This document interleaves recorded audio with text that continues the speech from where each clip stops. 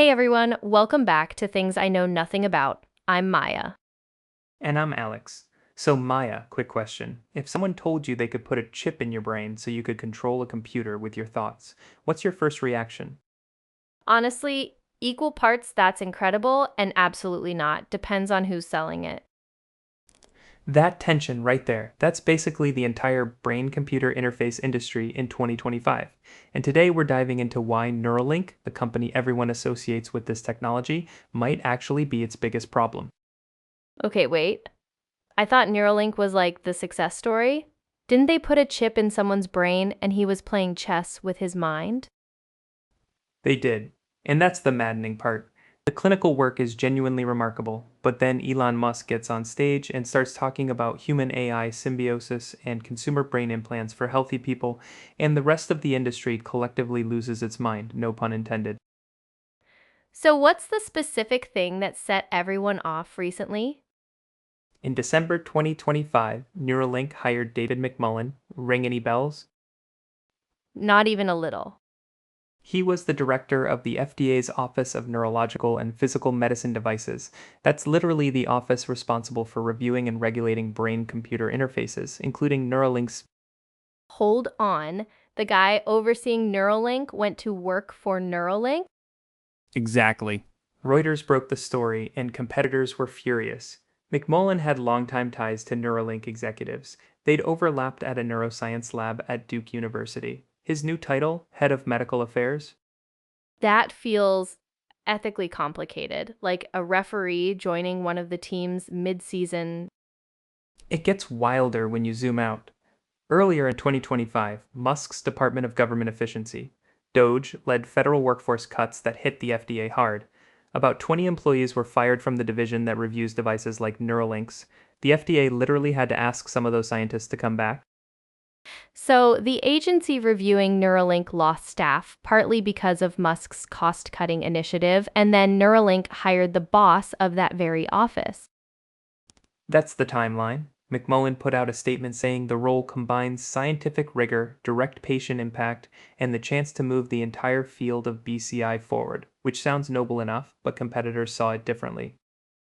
I bet they did. What were people saying? Stat News ran a deep investigation in January 2026 with interviews from competitors, investors, former regulators, the works. The core worry is that Neuralink is perceived as the industry leader, and its actions set the tone for how regulators and insurers view all BCIs. Right, because if regulators start side-eyeing the whole field, Every company developing brain implants suffers, not just Neuralink. okay, let's talk about the actual people with these implants, because that's what matters, right? Absolutely. Neuralink's first patient was Noland Arbaugh, a 29-year-old who was paralyzed from the shoulders down in a diving accident. He received his implant, it's called the Link, about the size of a quarter, in January 2024. And what happened?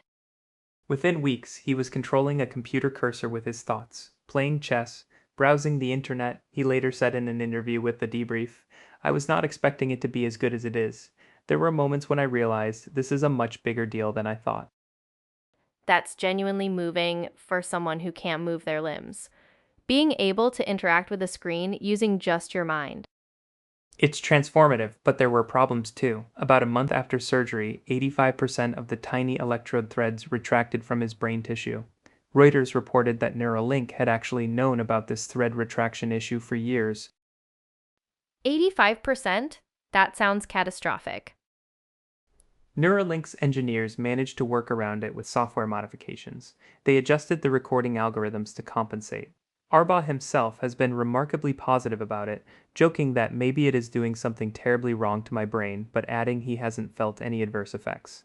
Still, it exposed real engineering challenges. Did the second patient have the same problem? No, actually, the second patient, identified only as Alex, different Alex, not me, received the implant later in 2024, and Neuralink specifically reported no thread retraction issues. By September 2025, the company announced that 12 people worldwide had received implants. 12. That's not a lot. Here's a wild statistic from MIT Technology Review. A researcher named Michelle Patrick Kruger documented every person who has ever controlled a computer directly with implanted brain electrodes, going all the way back to 1998. The total 71 people across 26 years. 71 humans in all of history. You are statistically more likely to be friends with a Mega Millions jackpot winner than to know someone with a BCI. That's how small this field still is.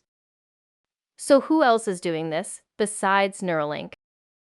Two big names, Synchron based in New York, takes a completely different approach. Instead of drilling into the skull and threading electrodes directly into brain tissue, they use a device called a stentrode, basically a stent with electrodes on it, that's inserted through a vein in the neck into a blood vessel in the brain.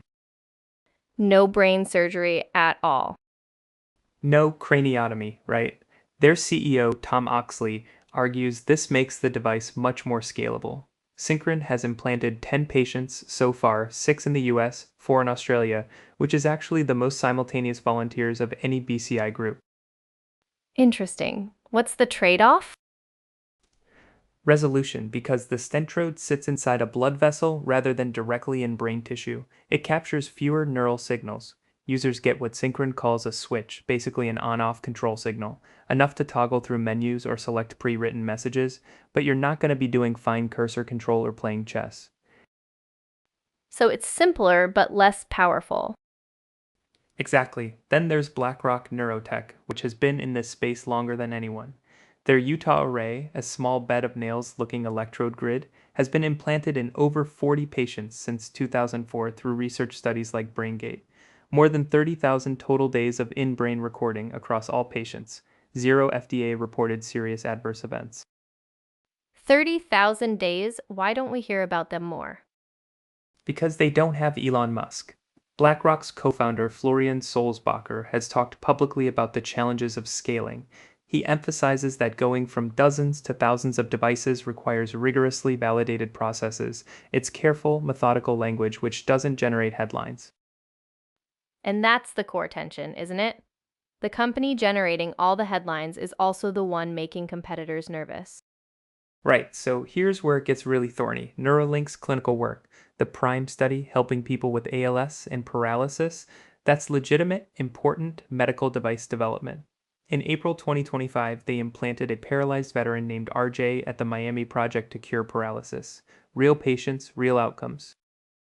But then, But then Bloomberg reported in September 2025 that Neuralink is planning a speech trial to translate thoughts into text for speech impaired people, which is still medical, and simultaneously developing a non medical brain implant for healthy humans. for healthy people, what would that even do? The reporting mentions boosting memory, processing speed, even brain to brain communication. Musk has talked about human AI symbiosis for years, the idea that humans need to merge with AI to stay relevant as artificial intelligence surpasses us. That sounds like science fiction. It is mostly, but when the CEO of the most visible BCI company frames the technology that way, it creates a perception problem. If you're an insurance company deciding whether to cover a brain implant for an ALS patient, and the manufacturer is also talking about selling brain chips to gamers. You start wondering whether this is a medical device or a consumer gadget. Precisely, and regulatory frameworks matter here. Medical devices go through the FDA, consumer electronics don't get the same scrutiny. The Stat News investigation found that competitors worry Neuralink's transhumanist rhetoric could scare regulators into creating more restrictive frameworks or make insurers reluctant to reimburse. Which would hurt the patients who actually need this technology. Carolina Aguilar, CEO of Iron Brain Neuroelectronics, another competitor, told The Debrief that scaling responsibly in neurotechnology is not just a manufacturing factor, it's a clinical, surgical, and systems consideration. That's pointed language aimed directly at Musk's high volume production promises. When did Musk say that? New Year's Eve 2025, he posted on X that Neuralink would start high volume production of brain computer interface devices in 2026 and move to an almost entirely automated surgical procedure. Most industry observers interpret high volume as realistically hundreds moving toward low thousands per year. Which is still a massive leap from 12. Enormous. And a paper published in Frontiers in Human Dynamics in early 2025 raised another uncomfortable question. What happens to patients if the company ceases operations or costs become prohibitive? When a BCI becomes essential to someone's daily functioning, its maintenance becomes critical. There's no regulatory framework for that yet. God, I hadn't even thought about that. Your brain implant company going bankrupt. Right? It's like having a pacemaker made by a startup. The technology is life-changing, but the business model matters. So, where does this leave us? Because I feel like there's no clean takeaway here. There really isn't. The technology is genuinely miraculous for the people who have it. Noland Arbaugh's life was materially changed. The 12 people with Neuralink implants, the 10 Synchron patients, the decades of BlackRock research, all of that represents real human progress. But the hype machine around it could actually slow things down for everyone. That's the cruel irony. The company bringing the most attention and funding to BCI technology might also be the one that makes regulators and insurers most hesitant. David McMullen leaving the FDA for Neuralink isn't just a personnel move, it's a symbol of how tangled the relationships between this industry and its regulators have become. Especially against the backdrop of Doge and the FDA staff cuts. Look, brain-computer interfaces will almost certainly become standard medical devices within our lifetimes. The question is whether that happens through careful, patient-centered development or through a hype cycle that treats paralyzed people as a stepping stone to consumer brain chips. And the patients are the ones who pay the price either way. Every time. That's the story nobody wants to tell. Well, we just tried. Thanks for listening, everyone. If this episode made you think, share it with someone. We'll be back next week with more things we know nothing about. Until then, keep asking questions.